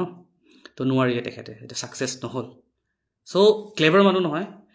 আপুনি ভাবো অসমত যে বৰ্তমান বহু অঞ্চল ট্ৰাইবেল বেল্ট এণ্ড ব্লকৰ কাৰণে যে বাছি আছে বা হেতু এটা বেলেগ ডিবেট তেখেতৰ উদ্ভাৱন আছিল অসমখন যদি বাছিব লাগিলে কেনেকৈ বাছিব তেতিয়াতো আপোনালোক সকল বৰ্ণ হিন্দুৰ লগত থাকিলে জনজাতি হিচাপেতো আপোনালোক আইসোলেটেড কৰিলে বাট নিজক যদি কালেক্টিভলি তেজে ভিজনাৰী হৈ কেনেকৈ প্ৰটেক্ট কৰিব পাৰি ব্ৰিটিছৰ পৰা যিমান ল'ব পাৰি লোৱাৰ ব্যৱস্থা যদি কৰা হলে ডিমান্ড কৰা হলে কালেক্টিভ আসামনেছ যদি আহা হলে আজিৰ যিখিনি আমাৰ শংকা আহিছে পমুৱাৰ পৰা সেইখিনি নহলে হয় সো সকলোৱে আমি নিজৰ স্বাৰ্থৰ ৰক্ষাৰ কাৰণে আমি যুঁজিব কেনেকৈ যুঁজিম হেতু কালেক্টিভনেছটো কেনেকৈ হ'ব লাগিব হেতুৰ এটা ফ্ৰেমৱৰ্ক লাগে বৰ্তমান মোৰ ফ্ৰেমৱৰ্ক আছে যেন নালাগে কাৰণ যেটো হাৰত তুচ্ছ তাচ্ছিল্য কৰা যায় হেতুৱে যথেষ্টখিনি মানে এতিয়াও মনো কষ্ট দিয়ে উচিত নহয় বাৰু হেতু বস্তু সো যাৰ কাৰণে তেখেতে এই যেটো লাইন প্ৰথাটো উত্থাপন কৰাৰ পিছতো সাকসেস নহল অসমত ইমপ্লিমেন্ট নহল হেতু অসমত হল পাৰ্সিয়ালি হল যেটো আমাৰ মিকিৰ মানে কাৰ্বি আংলঙৰ কথাটো কৈছো দেই কাৰ্বি এটো মিকিৰ হিলছ মানে কিবা বুলি পাহাৰ বুলি জানিছিলে not Cachar hills to protected হল মানে পাৰ্সিয়াল তেখেতসকলে সো তাত পাৰ্মিশ্যন লাগিছিলে যাৰ কাৰণে এতিয়াও তেখেতসকল প্ৰটেক্টেড হৈ আছে সো হেতু হল ইতিহাস হয়নে হেতু যদি আমি কৰিব পৰা হলে হেতু সময়তে অসমখন কিমান বাছি থাকিলে হয় সো এনেকুৱা ধৰণৰ কথাবোৰ আছে সো আৰু এটা কথা এইটো একদম ইম্পৰ্টেন্ট দেই এইটো যিমান পাৰে আপোনালোকে শেয়াৰ কৰিব এই কথাটো যথেষ্ট একানেই ইম্পৰ্টেন্ট তেখেতসকলক কাউন্টাৰ কৰিবৰ কাৰণে ট্ৰাইবেল নীতিৰ ট্ৰাইবেল লীগৰ গঠন হোৱাৰ পিছত উদ্দেশ্যটো কি আছিল ওপেন ডিক্লাৰেশ্যন কি আছিল মই বুকখনৰ পৰা আপোনালোকক মানে পঢ়ি দিছো ট্ৰাইবেল লীগৰ ঘোষিত নীতি আছিল ক্ষমতাধীন চৰকাৰে ভৈয়ামৰ জনজাতি সমূহৰ শিক্ষা আৰু আৰ্থিক অৱস্থাৰ উন্নতিৰ হকে কাম কৰিলে আৰু তেওঁলোকৰ সমূহ কালেক্টিভ স্বাৰ্থ বিৰুদ্ধে নগলে সেই গভৰ্ণমেণ্টক সমৰ্থন কৰা যদি কালেক্টিভলি ট্ৰাইবেলছৰ যদি এগেইনষ্টত যদি কোনো কাম নকৰে সেই গভৰ্ণমেণ্টক ট্ৰাইবেল লীগে হেল্প কৰিব বুলি ওপেন ডিক্লাৰেশ্যন কৰিছিলে লুকাভাগু নহয় ওপেন ডিক্লাৰেশ্যন আছিল হেতু হয়নে বুলি লুকাভাগু কৰি কিনি কৰিছিলে তেতিয়া বাৰু মানিম বাট লুকাভাগু কৰি কৰা নাছিলে সো ওপেন ডিক্লাৰেশ্যন আছিল ট্ৰাইবেল লীগৰ য'ত নেকি সেই নীতিমতে লীগে মানে ট্ৰাইবেল লীগে 1938 চনত কংগ্ৰেছ দলৰ লগত চুক্তিবদ্ধ হৈছিল ফাৰ্ষ্ট কংগ্ৰেছ এণ্ড পৰৱৰ্তী কালত সাদুল্লাহ নেতৃত্বাধীন মুছলিম লীগৰ লগতো চুক্তিবদ্ধ হৈছিল মুছলিম লীগ আৰু মুছলিম লীগৰ যদি কথা কয় মানে বহুত কথা ইয়াত জড়িত হৈছে দেই ব্ৰহ্মপুত্ৰৰ ভেলীৰ যেটো মুছলিম এই যেটো সুৰামা তাৰ মানে যেটো বৰাক ভেলীৰ মুছলিম লীগৰ ডিফাৰেন্স আছিল হেবোৰ আমি জানিব লাগিব আমাৰ সাদুল্লাহ আছিল গোলাঘাটৰ মানে যেটো আমি থলুৱা মুছলিম বুলি যাক কওঁ হেতু নেতৃত্ব কৰিছিল সো হেতু সময়ত থলুৱা মুছলিম খিনিয়ে ভাৰত মানে অসমীয়া মানুহৰ প্ৰতি বা এতিয়াও তেখেতসকলে মানে থ্ৰেট ক্ৰিয়েট কৰে বুলি নাভাবে বৰ্তমানেও সো হেতু কাৰণে সেই সময়ৰ ডিসিশনটো আমি এতিয়া জাজ কৰাৰ এটা মানে দুখাসুখী কৰিব নালাগে হয়নে সেই কাৰণে কি কৰিছিলে পৰৱৰ্তী সময় সাদুল্লাহৰ লগতো চুক্তিবদ্ধ কৰিছিল মানে পাৰ্ট অফ দা গভৰ্ণমেণ্ট হৈছিল বাৰু দেই নোহোৱা বুলি নকওঁ হৈছিল কিন্তু এই সময়ত আৰম্ভণিটো মানে প্ৰবলেমটো আৰম্ভণি গতি আছে ইমানখিনি মানে ভিজিবল মানে যেটো ডেমোগ্ৰাফিক চেঞ্জ এটো ইমান এটা মানে মানুহৰ মাজত পপুলাৰ হৈ আহা নাছিল পপুলাৰ হৈছিল ব্ৰিটিছ চৰকাৰৰ এই তেতিয়াৰ সেন্সাস কাউন্ট কৰা এজন বিষয়াই যেটা উল্লেখ কৰিছিল যে অসমত দেখোন পপুলেশন চেঞ্জেস টু বহুতখিনি হৈছে যেটা উল্লেখ কৰিছিল সো তেতিয়াহে সো তেনেকৈ কি কৰিলে তেখেতে সাদুল্লাৰ লগত মানে চুক্তি কৰাৰ পিছত কি হ'ল ইয়াতে মানে এটা ইণ্টাৰেষ্টিং ফেক্টটো আহিব হা 1941 চনৰ লোকপিয়লত কি কৰিলে ট্ৰাইবেল লীগে মানে ভীমবৰ দেউৰীয়ে ক'লে যে আমি না হিন্দু না খ্ৰীষ্টান মানে লিষ্টত নিদো জনজাতি হিচাপেহে আমি ট্ৰাইবেল হিচাপেহে লিষ্টত আমি নিজক নামাকৰণ কৰিম বা লিষ্টত সোমাম বুলি কোৱাৰ কাৰণে বহু বৰ্ণ হিন্দু মানুহে তেখেতক বেয়া পাবলৈ আৰম্ভ কৰিলে সো আপুনি কথাটো লাহে লাহে ধৰিব পাৰিব যে কেনেকৈ আইচোলেশ্যন হয় মানুহ এজনৰ হিষ্ট্ৰীত কেনেকৈ কিছুমান মানুহক আপুনি মানে কি বুলি কম এইটো কালপ্ৰিট বনাই দিয়ে বিকজ অফ নিজৰ কমিউনিটিক ভাল পোৱাৰ কাৰণে সো তেনেকৈ এই সময়ত 1941ত যেতিয়া তেখেতে ট্ৰাইবেল হিচাপে নিজক ইনক্লুড কৰিব বিচাৰিলে তেতিয়াই তেখেতক আইচোলেশ্যনৰ প্ৰক্ৰিয়াটো আৰম্ভ হৈছিলে মানে মেইন ষ্ট্ৰীম অসমীয়া সমাজৰ মাজত সেইটো এটা ফেক্ট আপোনালোকক জনালো তদুপৰি আকৌ যদি চাই তাত আকৌ যিটো কেপিটেলিষ্ট এণ্ড কমিউনিজিম মানে কেপিটেলিষ্ট আৰু যিটো বৰ্তমান লেফটিষ্ট বুলি কওঁ সেইটোৰ মাজত এটা দ্বন্দ্ব আছিলে মানে কমিউনিষ্টৰ পিনে অলপ আগবাঢ়ি গ'ল চিন্তাধাৰাটো মানে আমাৰ কি কয় এইটো বৰদলৈদেৱ যাৰ কাৰণে এতিয়া হিষ্টৰিয়ানৰ মাজতো আকৌ থাকে নহয় প্ৰ' কেপিটেলিষ্ট প্ৰ' লেফটিষ্ট সো প্ৰ' লেফটিষ্টখিনিয়ে তেখেতক ভালকৈ লিখিবলৈ আৰম্ভ কৰিলে প্ৰ' কেপিটেলিষ্টখিনিয়ে যিটো সুপন্থী তেখেতে বেয়াকৈ লিখিবলৈ আৰম্ভ কৰিলে সো কোনটো দৃষ্টিৰে আপোনালোকে চাব তেখেতক প্ৰকৃত মানুহজন কোন আছিলে প্ৰকৃত মানুহজন আছিলে অসমীয়াক ভাল পোৱা মানুহ হয়নে নহয় আপুনি বেলেগ বেলেগ দৃষ্টিভংগীৰে বেলেগ বেলেগ প্ৰেক্ষাপটত চাব পাৰে কিন্তু প্ৰকৃততে অসমক ভাল পোৱা মানুহজনে কেনেকৈ মানে এই মাইগ্ৰেশ্যনৰ কথাটো কৈছিলে পমুৱাৰ কথাটো কৈছিলে বিধানসভাত কিবা পিছৰ পৰ্যায়ত আহিব ইস্তিফা দিছিলে ৰেজিগনেশ্যন কৰাইছিলে হয়নে নহয় সো সেই কথাবোৰতো মানে আমি চাব লাগিব নহয় সো এনেকৈয়ে আপোনাৰ এই কথাটোত 1942 আগষ্টত পুনৰ মুছলিম লীগ চৰকাৰ গঠন কৰাত ট্ৰাইবেল লীগে কথাটো শুনিব নীতি অনুসৰি নীতি মানে যিটো অপেন ডিক্লেৰেশ্যনৰ কথাটো যে আছিলে যোনে আমাক হেল্প কৰিব তেখেতৰ লগত থাকিম বুলি জইন কৰিছিলে হয়নে কিন্তু সেই সময়ৰ যিটো বাজেট সেশ্যন মানে আকৌ ডিছকাশ্যন হৈছিলে বাজেটৰ টাইমত সেইটো টাইমত অপেনলি আমাৰ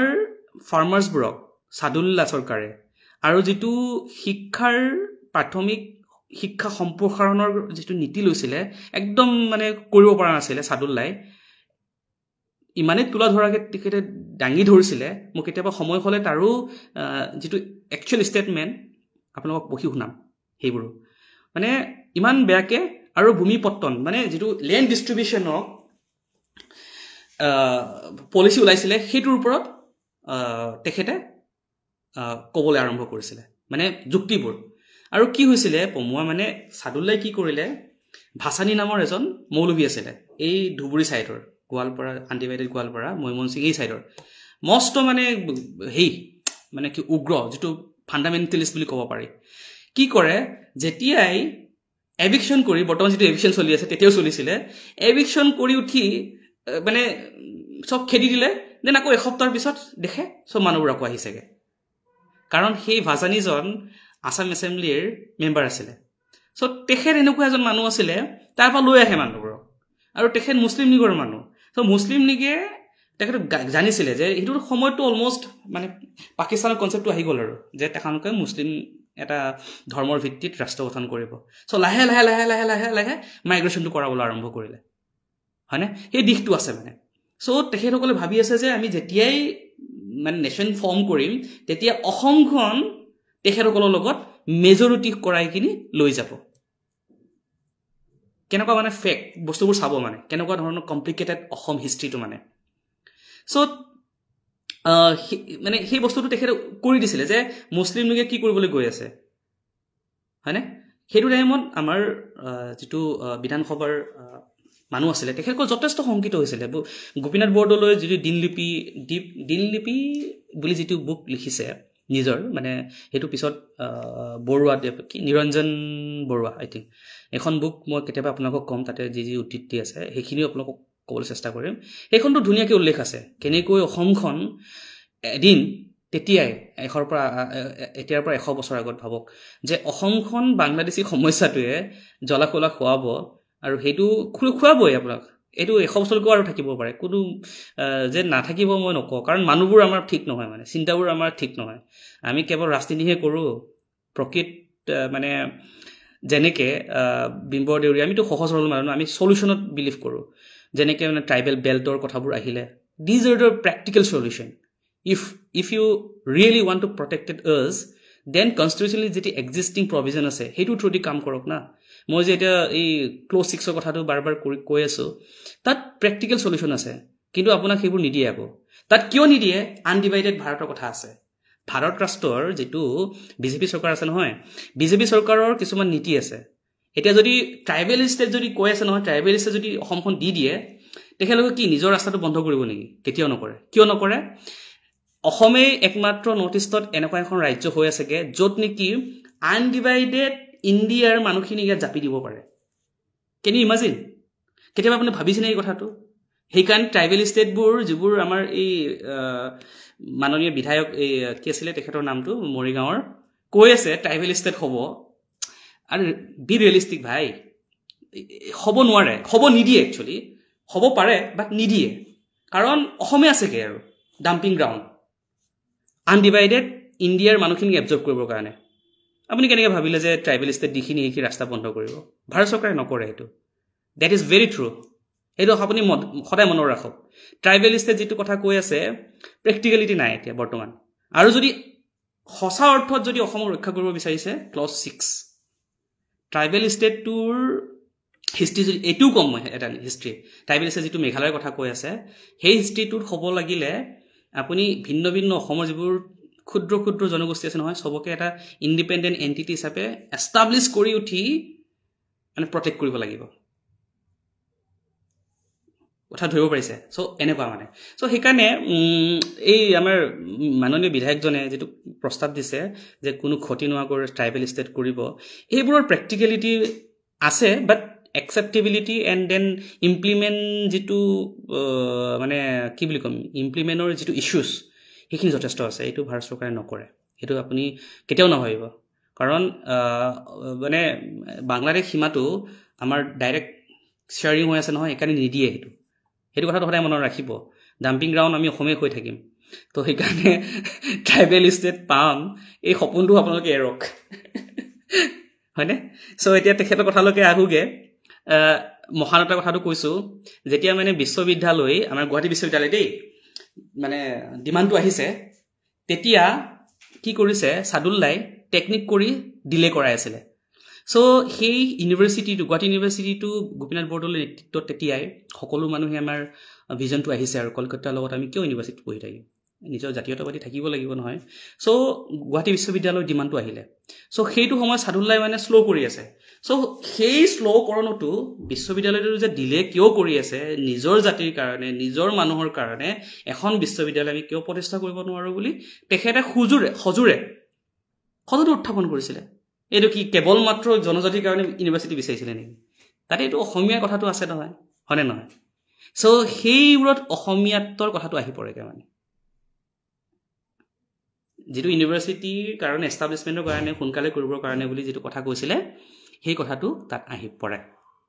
এইটো আপুনি মানে নোট কৰি থ'ব কেতিয়াবা হয়নে নহয় চ' এইটো 42ৰ কথাটো গ'ল 44ৰ কথাটো গ'ল এইটো 44ত ডিবেটত এই বস্তুটো উত্থাপন হৈছিলে এতিয়া 44ৰ পৰা 45 ট্ৰাইবেল লীগে সাদুল্লা মন্ত্ৰীসভাৰ প্ৰতি অনাস্থা প্ৰস্তাৱ প্ৰকাশ কৰে নো কনফিডেন্স মোশ্যন এইটো কি বুলি কয় ব্ৰহ্মদেৱ তেতিয়া দেখিলে যে গ্ৰ' মোৰ ফুড কনচেপ্ট উত্থাপন কৰি অসমত অধিক খাদ্য উৎপাদনৰ নামত বাংলাদেশৰ পৰা অবাধ গতিত যেতিয়া মানুহ আহিবলৈ আৰম্ভ কৰিছিলে মানে তেতিয়া পূব পাকিস্তানৰ পৰা তেখেতে গোটেই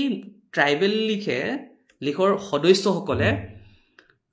সাদুল্লাৰ মন্ত্ৰীসভাৰ প্ৰতি অনাস্থা প্ৰস্তাৱ নো কনফিডেন্স মোশ্যন আনিছিলে এইটো কি আছিলে তেতিয়াহ'লে এটা জাতিৰ কাৰণে কি প্ৰতাৰণা কথা আছিলে নেকি কৰিব নালাগিছিলে নেকি নে আৰু বাংলাদেশ আন বুলি চৰকাৰ থাকিব লাগিছিলে নেকি হেতুটো কৰা নাই তাতে তেখেতে কৈছে সাদুল্লাহ মন্ত্ৰীসভাক থলুৱা স্বাৰ্থবিৰোধী বুলি লিগে অভিযোগ কৰিবলৈ ধৰিলে মানে আমাৰ ট্ৰাইবেল লিগে এইটো কি আছিল তেতে ষ্টেটমেন্টটো থলুৱা মানে অসমৰ সকলো জাতি জনগোষ্ঠীৰ কথা কৈছে হয়নে সো তেনেকৈ তেখেতে মানে 45ত ট্ৰাইবেল লিগ আৰু ভীমবৰ দেউৰীৰ সৈতে মিলি সাদুল্লাহ চৰকাৰৰ পৰা গুচি আহিলে এতিয়া ইন্টাৰেষ্টিং ফেক্টটো আহিব অসমখন তেখেতে কেনেকৈ বচাইছিলে বা অসমৰ কালেক্টিভনেছটো কেনেকৈ মানে উপস্থাপন কৰিছিলে কেবিনেট মিছন যেতিয়া আহিছিলে 1946ত সেইটোত কি ৰোল প্লে কৰিছিলে তেতিয়াই মুছলিম লীগে গেমটো খেলিবলৈ আৰম্ভ কৰিলে আৰু জনসংখ্যা মানে ইষ্ট বেংগলৰ পৰা আনিবলৈ আৰম্ভ কৰিলে চ' ডেট যেতিয়াই মেমৰেণ্ডাম বুলি ৰেফাৰেণ্ডাম হ'ব ধৰ্মৰ ভিত্তিত তেতিয়া যাতে অসমখন তাহাঁতৰ লগত যাব পাৰে ধৰিব পাৰিছে চ' সেই কনচেপ্টটো তেখেতে মানে ধৰিব পাৰিছিলে যে য়েছ মুছলিম লীগে আমাৰ লগত গেম প্লে কৰি আছে অসমৰ লগত চ' যেতিয়া group A group B group C যে কনচেপ্টটো আছিলে যে গ্ৰুপ চিত আমাক অন্তৰ্ভুক্ত কৰিব য'ত নেকি মানে ৰেফাৰেণ্ডাম হ'ব মেজৰিটি য'ত বিচাৰে তাতেই যাব আৰু লাহে লাহে তাহাঁতসকলৰ মেজৰিটি হ'বলৈ আৰম্ভ কৰিছিলে সেইটো সময়ত গোপীনাথ বৰদলৈ ভীমবৰ দেউৰীহঁতে যিটো কালেক্টিভ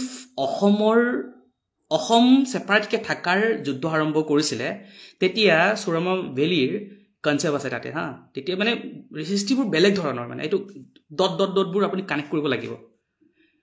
সেই সময়ৰ বেংগলী সমাজে অসমীয়া সমাজক মানে বেলেগ দৃষ্টিৰে যিটো চোৱাৰ পৰিৱেশ আছিলে ষ্টিল গোপীনাথ বৰদলৈয়ে এই যিটো এটা বৰ্তমান থাকি গ'ল কাছাৰৰ পৰা আৰম্ভ কৰি পাথাৰকান্দি তেনেকা মানে বহুতকেইটা এৰিয়া অসমত অন্তৰ্ভুক্ত কৰাব পাৰিছিলে আৰু ৰেফাৰেণ্ডামৰ কথাটো গম পায় তেখেতসকলেও অসমত বহু জমিনদাৰী বেংগলী মানুহ আনাইছিলে হয়নে আৰু যিটোৰ কাৰণে ভীমবৰ দেউৰীয়ে সেই সময়ত বুজি উঠি গোপীনাথ বৰদলৈ কালেক্টিভলি লাগি লৈ যে যিখিনি আমাৰ ডিমাণ্ড আছিলে মানে ছেপাৰেট ইলেক্টৰেট মানে জনজাতীয় মানুহৰ কাৰণে ছেপাৰেটলি মানে অকল জনজাতীয় মানুহে জনজাতীয় কিবাবোৰক ভোট কৰিব এইটো ছেপাৰেট যিটো কনচেপ্ট সেইটোক পৰিত্যাগ কৰিলে যাতে আমি অসমখন একেলগে আগুৱাই লৈ যাব পাৰোঁ মানে গম পাইছে ন যে আমি কোনটো ৱেত গ'লে অসমৰ যিটো পৰিস্থিতি বা অসমৰ আগন্তুক দিনত আমি একেলগে থাকিব পাৰিম সেইকাৰণে নিজৰ যিটো ছেপাৰেট ইলেক্টৰেট কনচেপ্টটো বাদ দি যিটো যুটীয়া নিৰ্বাচন ব্যৱস্থা মানে জইণ্ট ইলেকশ্যন ছিষ্টেম যিটো বৰ্তমান চলি আছে মানে ৰিজাৰ্ভ এটা দি দিব চ' মানে ইমানটা চিটত সকলো মানুহে তাত ভোট দিব পাৰিব সেই কনচেপ্টটো একচেপ্ট কৰিছিলে তেতিয়াহ'লে সেইবোৰ কি এটা ছেক্ৰিফাইচ নহয় নেকি আমিতো আমাৰ আকুৰকুচ হৈ নাথাকিলোঁ নহয় পৰিস্থিতি সাপেক্ষে য'ত গভৰ্ণমেণ্টক প্ৰেছাৰ কৰিব লাগিছিলে কৰিছিলে সেইটো মানে নেচাৰৰ সেইটো মানে প্ৰকৃতিৰ নিয়ম আমি আমাৰ যদি আপুনি যেনেকৈ আপোনাৰ অধিকাৰ মানে বিচাৰিব আমিও আমি অধিকাৰটো শিক্ষিত হিচাপে বা সেই সময়ত এজ এ ভিজনেৰী লিডাৰ হিচাপে এইটো স্বাভাৱিক কথা আছিলে কিন্তু যেতিয়া অসমৰ সামগ্ৰিক অস্তিত্বৰ কথা আহিছিলে তেতিয়া নিজৰ সেই যিখিনি মানে জনগোষ্ঠীয় ডিমাণ্ডখিনি আছিলে সেইখিনিক ছেক্ৰিফাইচ কৰি উঠি গোপীনাথ বৰদলৈৰ লগত মিলি উঠি ইভেন কংগ্ৰেছত জইনো কৰিছিলে পিছত তেখেতে অসমৰ এই সংকট কালত অসমক উদ্ধাৰ কৰিছিলে সেইটো কি কণ্ট্ৰিবিউশ্যন নহয় কি বুলি কয় সেইবোৰক চ' এনেকুৱা বহুত কথা আছে তেখেতে বহুত কথাই অসমৰ কাৰণে কৰি থৈ গৈছে আটাইতকৈ ইণ্টাৰেষ্টিং কথা ইয়াত চাব হা আমি কেনেকৈ ডিপ্ৰাইভ হওঁ বস্তুটো চাব এই প্লেইন এৰিয়াবোৰৰ কাৰণে যিটো এক্সক্লুডেড এৰিয়া আছিলে যে মই যে অলপ আগত কৈছিলোঁ actor through the semi excluded area তাহাঁতৰ কাৰণে ৰিপ্ৰেজেণ্টেটিভ কৰিবৰ কাৰণে তেতিয়াৰ প্ৰগ্ৰেছিভ পাৰ্টি মানে যিটো কিবা শ্বিলং বেছ এটা পলিটিকেল পাৰ্টি আছিলে য'ত নেকি জেমছ নিকলাছ ৰয় খ্ৰীষ্টান মানুহ আছিলে তেখেতসকলক প্লেইন হিলছৰ কাৰণে কথা ক'ব পৰাকৈ যিটো কনষ্টিটিউশ্যন এছেম্বলি আছিলে অসমৰ পৰা নিৰ্বাচন কৰি পঠাইছিলে আৰু অসমৰ বুদ্ধিজীৱী সমাজৰ পৰা মানে তেতিয়াৰ অসমখন পৰিচালিত কৰা মানুহ হিচাপে আমাৰ মাননীয় গোপীনাথ বৰদলৈতো আছিলেই কুলদৰ শইকীয়া ৰুক্মিণী চৌধুৰী অমিয় কুমাৰ দাস সাদুল্লাহতে গৈছিলে প্লেনটো চাব হা ট্ৰাইবেল লীগৰ মানে অসমৰ প্লেইন ট্ৰাইবছৰ কাৰণে কাম কৰি আছিলে ভীমবৰ দেউৰী যাব লাগিছিল কোন ভীমবৰ দেউৰী অসমৰ মানে জনজাতীয় মানুহৰ কাৰণে প্লেইন ট্ৰাইবছৰ কাৰণে সমস্যাটো বুজি পাইছিলে কোনে ভীমবৰ দেউৰী কিন্তু তেখেতসকলে গম পাইছিলে যে এই মানুহজন গ'লে কনষ্টিটিউশ্যন এছেম্বলিত গ'লে তেখেতে যে প্লেইন ট্ৰাইবছৰ কাৰণে এটা স্পেচিয়েল প্ৰভিজনটো অনাব এইটো খাটাং আছিলে মানে যাৰ কাৰণে সেই সময়ৰ আমাৰ অসমীয়া সমাজৰ বুদ্ধিবাদী সমাজখিনিয়ে তেখেতক তালৈ যাব নোৱাৰাকৈ এটা ব্যৱস্থা এটা কৰি দিলে ঠিক আছে যদি যোৱা হ'লে মানে তেখেতৰ সেই সময়ৰ চিন্তাধাৰাটো যদি ভালকৈ এনালাইচিছ কৰে অসমক স্পেচিয়েল কেটেগৰী ষ্টেটাছ দিয়ালে হয় সেইটো খাটাং কিন্তু চিষ্টেমেটিকেলি তেখেতক যাব নিদিলে কিমান দুৰ্ভাগ্যৰ কথা প্লেইন ট্ৰাইবছ তেনেকৈ ডিপ্ৰাইভ হৈ গ'ল আমাৰ কনষ্টিটিউশ্যনত প্লেইন ট্ৰাইবছৰ কাৰণে অসমৰ প্লেইন ট্ৰাইবছৰ কাৰণে একো প্ৰভিজন নাৰাখিলে সেইটো হিষ্টৰিকেলি এটা ডিছক্ৰিমিনেশ্যন হয়নে নহয় যদি সেই সময়তেই ভীমবৰ দেউৰীৰ নিচিনা প্ৰখৰ বুদ্ধি থকা এজন শিক্ষাবান এটা মানে শিক্ষাৰ জ্ঞানেৰ প্ৰজ্ঞান ব্যক্তিজনক কনষ্টিটিউশ্যন এছেম্বলিত যদি নিয়া হ'লে অসমৰ কাৰণে কালেক্টিভলি এটা স্পেচিয়েল কেটেগৰীৰ যদি ষ্টেট যদি ক্ৰিয়েট কৰিব পৰা হ'লে কনষ্টিটিউশ্যন এছেম্বলি ডিবেট কৰি কিমান অসমৰ কাৰণে স্বাৰ্থটো ৰক্ষা হ'লে হয় স্পেচিয়েল ষ্টেটাছ যদি পোৱা হ'লে আমি প্ৰটেক্টেড হৈ থাকিলোঁ হয়নে নহয় এই কুৱেশ্যনবোৰ আমি কৰিব লাগিব এতিয়া চ' চাওক তাহাঁত কি কৰিলে বেলেগ এজনক তেখেতক জেগাত পঠালে চ' পাৰ্টি এটা আইডিঅলজি থাকে নহয় চব মানুহেতো ক'ব নোৱাৰে হয়নে পাৰ্টিৰ আইডিঅলজি মানে আমাৰ ট্ৰাইবেল মানুহে গৈছে বাট তেখেত কংগ্ৰেছৰ মানুহ আছিলে চ' সেই আইডিঅলজিত থাকি আপুনি কিছুমান কথা ক'ব নোৱাৰে কিন্তু ট্ৰাইবেল লীগৰ যিটো মুকলি ষ্টেটমেণ্ট আছিলে অসমখনক সামগ্ৰিকভাৱে প্ৰটেক্টেড কৰা স্পেচিয়েল কেটেগৰী লোৱা সেইকাৰণে সেই সময়ত আমি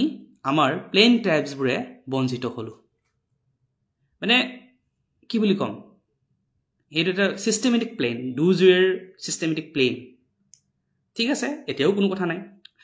সেই কথাটো বুজি পাই বড়ো সমাজে ইমান ধুনীয়াকৈ সংগ্ৰাম কৰি নিজৰ কাৰণে 6 শিডিউলটো লোৱাই ল'লে 6 শিডিউলটো only for hill tribes but কনষ্টিটিউশ্যনক এমেণ্ডমেণ্ট কৰাইখিনি বড়ো জাতিক মই চেলিউট দিওঁ সেইকাৰণে তেখেতসকলে 6 শিডিউল অনালে চ' আৰু 6 শিডিউল থকাৰ কাৰণে যিটো 2019 কা আহিছিলে সেইটো কিন্তু কিবা মানে এপ্লাইড নহয় দেই চাব সদায় কাৰ্বি আংলং নহয় নৰ্থ কাছাৰ হিলছ নহয় আৰু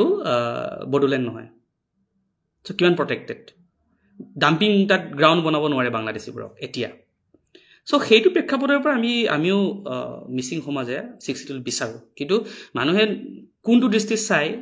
আমি ছেকেণ্ড ক্লাছ চিটিজেন হৈ যাম নেকি এইবোৰ মানে সামগ্ৰিক স্বাৰ্থটো আমি অসমৰ যিটো সামগ্ৰিক স্বাৰ্থ যেতিয়া কম নহয় পাৰিলে মইতো কি ক'ম প্ৰস্তাৱ কি দিম গোৱালপাৰা এৰিয়াটো ৰাভা হাছঙক 6 শিডিউল দি দিয়ক কমপ্লিটলি মিয়াৰ পৰা মানে যিটো পমুৱাৰ পৰা বাচি যাব হয়নে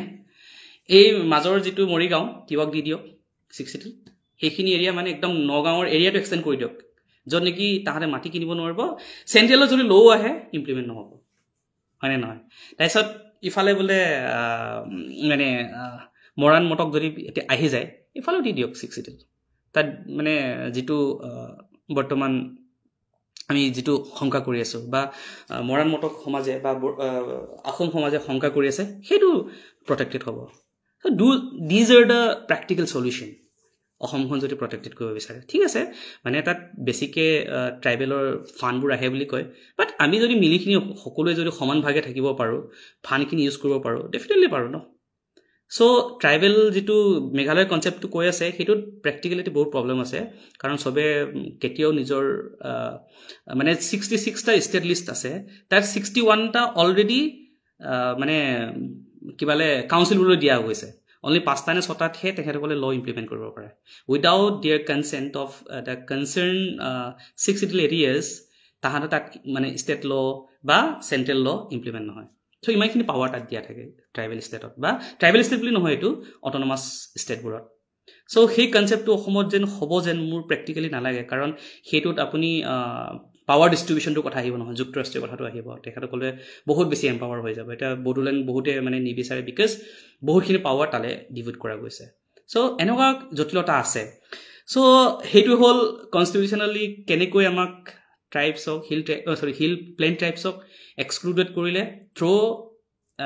এক্সক্লুডিং বা কিবা ছেপাৰেট কৰিখিনি আমাৰ কি আছিলে ভীমবৰ দেউৰীক কনষ্টিটিউশ্যন এছেম্বলিত নপঠাকৈ চ' সেইখিনি আছিল তেখেতৰ অভাৰঅল হিষ্ট্ৰী অসমৰ কাৰণে যথেষ্টখিনি তেখেতে কৰিছিলে জনজাতীয় মানুহৰ কাৰণে কালেক্টিভ অসমৰ কাৰণে এতিয়া কোনে কেনেকৈ এনালাইচিছ কৰে আমি সেই বস্তুবোৰ চাব লাগিব মই পৰ্যায় মানে কৰি যাম কথাবোৰ ইয়াত অকল জনগোষ্ঠীৰ কথা নহয় অসমৰ কালেক্টিভলি জানাৰ কথাটো মই ক'ব বিচাৰিছোঁ অসমখন বিচিত্ৰময় এখন ৰাজ্য ইয়াত কেৱল মাত্ৰ মিচিঙৰ দপদপনি চলিব অসমৰ দপদপনি চলিব বা কোনোবা পাৰ্টিকুলাৰ জনগোষ্ঠীৰ দপদপনি চলিব এনেকুৱা নহয় মানে আমি সমভাৱে আগবাঢ়িব লাগিব সমভাৱে আগবাঢ়িব লাগিলে কি হ'ব লাগিব যুক্তৰাষ্ট্ৰীয় হ'ব লাগিব মানে সমান পৰিমাণে সকলো মানুহৰ হিষ্ট্ৰী সকলো মানুহৰ মানে কলা সংস্কৃতিক উপস্থাপন আমি কৰিব পৰা ব্যৱস্থা এটা গঢ়ি দিব লাগিব চ' এইখিনি আমি সদায় মনত ৰাখিব লাগিব আৰু সেই কালেক্টিভনেছতেই আমিও আগবাঢ়িব বিচাৰিছোঁ আৰু সদায় সেইটোত আমি আছোঁ কিন্তু এই ধৰণৰ মানে ইতিহাসক বিকৃতিকৰণ কৰি খলনায়ক সজাই আমি আগুৱাই যাব নোৱাৰিম অসমীয়া জাতিটো চ' সকলোৱেই পঢ়া জাতি হিচাপে আৰু আজি ভীমবৰ দেউৰীৰ এই মহানতাক বা ৰূপনাথ বা মহিচন্দ্ৰ কাৰ্ক সকলো মানুহক আমি বা কাৰ্বি সমাজৰ পৰা বহুত আছিলে মই সেইবোৰো ক'ম এটাকে ক'ম আমাৰ অসমীয়া সমাজৰ মানে যিটো মূল সুঁতিৰ মানুহখিনিটো আমি সকলোৱে গম পাওঁ কিন্তু এই প্ৰান্তীয়কৰণ হৈ থকা নেতাবোৰৰ কথাটোত আমি সমাজত বা ইতিহাসত চৰ্চাটোত লাগিব হোৱাটো ভাল তো বহুত কথা আজি পাতিলোঁ পৰৱৰ্তী সময়ত আৰু এটা কথা আপোনালোকক আৰু এটা উদ্ধৃতি দিয়া কথা আছিলে মানে কি কৈছিলে আপোনাৰ গোপীনাথ বৰদলৈ ঠিক আছে গোপীনাথ বৰদলৈয়ে লিখিছিলে শুনিব ভীমবৰ দেউৰী দৰাচলতে অসমৰ জননেতা আছিল জীৱিত অৱস্থাত তেওঁৰ বহু সহকৰ্মী আৰু অনুসৰণকাৰীসকলে আৰু ঠিক তেনেকৈ আন দলৰ তেওঁৰ প্ৰতিদ্বন্দ্বী বহু লোকে তেওঁক পুৰামাত্ৰাই সাম্প্ৰদায়িক দ্যাট ইজ ফাণ্ডামেণ্টেলিষ্ট বা ছেকশ্যনেল মানে অকল জনজাতীয় নেতা বুলি প্ৰতিপন্ন কৰিছিল এইটো গোপীনাথ বৰদলৈদেৱে কোৱা দেই তেখেতে কোৱা আৰু এতিয়াও কৰি আছে এই টাইমৰ কাৰণে কিন্তু মই দেউৰীক যিদৰে জানিছিলোঁ তাৰ পৰা মই দাঁতি ক'ব পাৰোঁ যে তেওঁ ট্ৰাইবেলসকলৰ নেতৃত্ব কৰিলেও তেওঁ এজন সমস্ত অসমৰ নেতা আছিল আমি উভয়েই এটা সত্য অনুভূত কৰিছিলোঁ যে মানে তেখেত দুটা কথা কৈছে অসমৰ জাতীয়তাবোধ শব্দখিনি মাইণ্ড কৰিব বিবিধ লোকৰ উমৈহতীয়া শক্তিৰ প্ৰকাশ মানে কালেক্টিভ লিডাৰে যে আমি জাতীয় অসমীয়া জাতীয়তাবোধটো গঢ়ি আছোঁ বা লৈ গৈ আছোঁ ছিংগল মানুহৰ কথা কোৱা নাই ইয়াতে আৰু বিবিধসকলে সবলে উন্নয়নৰ পথত আগবাঢ়িলেহে দেশৰ প্ৰকৃত সম্পদ উপাৰ্জন কৰিব পৰা হ'ব আচলতে ভীমবৰ এজন সুস্থ আৰু স্বাধীন অসম গঢ়োতা আছিল স্বাধীন অসম ইয়াত জনজাতি বুলি কোৱা নাই বুজি পাইছিল ন সেইটো সময়ত চ' আমি হিষ্ট্ৰী কেনেকৈতো এনালাইচিছ কৰিব লাগিব সেই সময়ৰ মানুহখিনিক কেনেকৈ ভাবিছিলে অসমীয়া ভাষা শিল্পী আৰু কৃষ্টি এইবিলাক সম্পৰ্কে আমাৰ কৰিবলগীয়া কাম এই বিষয়ে ভীমবৰৰ লগত মোৰ অনেক আলোচনা হৈছিল আৰু মই ইয়াকে ক'ব পাৰোঁ যে তেওঁৰ আঁচনি আৰু কাৰ্য তালিকা কোনো কংগ্ৰেছী বা জাতীয়তাবাদী অসমীয়াতকৈ কোনো ৰকমে পৃথক নাছিল যি অসমখন কেনেকৈ আগুৱাই লৈ যাব সেইটোত যে মানে যিটো কাৰ্য তালিকা আছিলে সেইটোত যে কেৱল জনজাতিৰ কথা আছিলে সেইটো ইয়াত উল্লেখ কৰা নাই বৰদলৈদেৱে কৈছে আমাৰ যিটো কালেক্টিভনেছ অফ এছামিছ বা অসমীয়া জাতি